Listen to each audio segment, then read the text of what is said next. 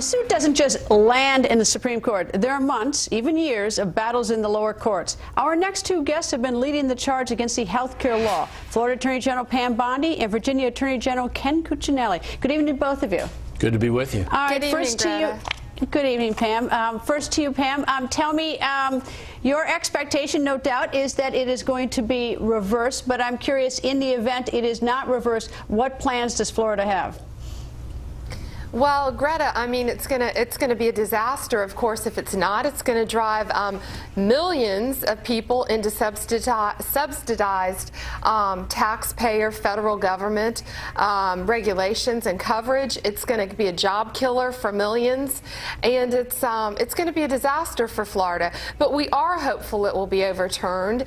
We're very hopeful, and you know, sitting here thinking about it, Greta, the question of Obamacare is truly a microcosm of the upcoming presidential election, if you think about it.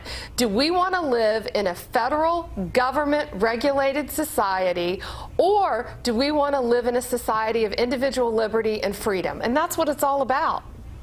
Attorney General Cuccinelli, if the Supreme Court declares the mandate provision in this very lengthy bill unconstitutional, right, what happens to the rest of the bill? Because there's many, many other provisions. The least predictable part of this case is the remedy. The remedy was, what do they do if they find the mandate unconstitutional?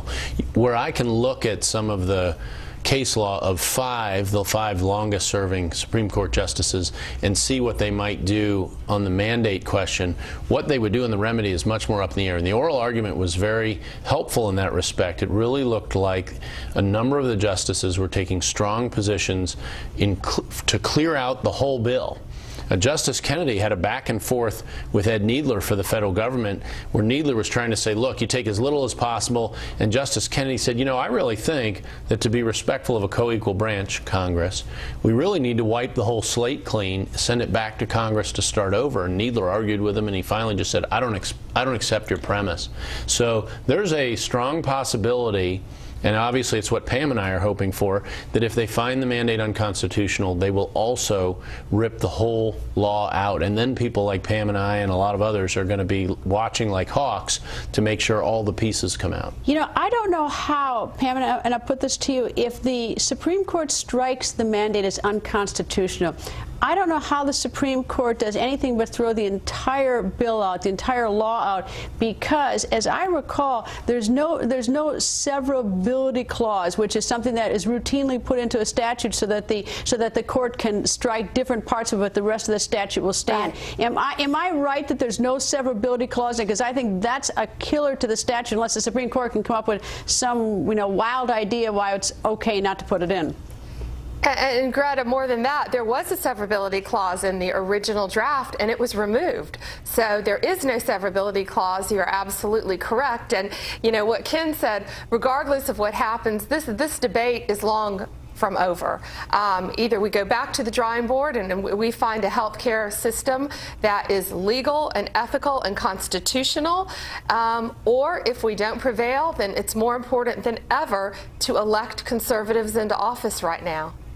And what's sort of peculiar is that your, General Bondi, your case is in the Supreme Court being argued, and yours, General Cuccinelli, it's in the Supreme Court. You have a separate Virginia one. It's on a little different track. What's different about yours? Ours in the Fourth Circuit. Pam's came out of the 11th Circuit. The Fourth Circuit rejected ours on jurisdictional grounds, which you know means they wouldn't get to the merits. Virginia has a law that is older than the federal law that says no Virginian can be ordered to buy health insurance against their will. And older by a day or two, though, we should say. Or by a short about 13 days. Okay, all right. Yes, but so what? Yeah, no, I'm just saying. But it was, and it's important. It wasn't like it's some long-standing thing that everybody in Virginia. Okay. There's no question. The legislators were targeting this bill, the prospects for the federal legislation, right, and so the Virginia law was put in place, and what the Fourth Circuit said is we didn't have the right to defend our law against the unconstitutionality of the federal law. No appellate court, including the Supreme Court, in the history of this country has ever told a state they didn't have the right to defend their own code of laws. So that's the issue you're asking the Supreme Court to decide in your case? Yes, what we'd like to see is the Florida case obviously the legislation ruled unconstitutional because of the mandate, and then to apply that ruling to the Virginia case, which would effectively overrule the Fourth Circuit. Then we tie up everything in a bow right there. All right, and General Bondi, have you cleared the decks, because we're sort of sitting on pins and needles, all of us, wondering which way when the decision is going to come down and which way it's going to be. But are you just like all on standby waiting? Because I assume the state can't really, it's sort of in limbo right now what to do. We all are, and Ken and I spoke yesterday. Of course, I think all the states are in limbo, and it's Florida along with 25 other states. And again, we went up there with the best opinion in the country, so we can only hope for the best, Greta, and I know any day now. But you know what? Regardless, we need finality, and we need to move on, and we need a resolution to this issue.